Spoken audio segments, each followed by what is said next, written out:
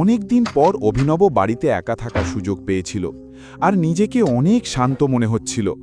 তার অনুভূতিটা বেশ ভালো লাগছিল। অভিনব নিজের জন্য ম্যাগি বানালো আর খেয়ে গভীর ঘুমে চলে গেল। সন্ধেবেলা ঘণ্টার টুংটাং শব্দে অভিনবর ঘুম ভাঙল। তার স্ত্রী অনন্যা দরজায় দাঁড়িয়েছিল। সে অভিনবর এলোমেলো চুল আর কুচকানো জামাকাপড় দেখে সঙ্গে সঙ্গে জিজ্ঞেস করল, তুমি কখন ফিরলে?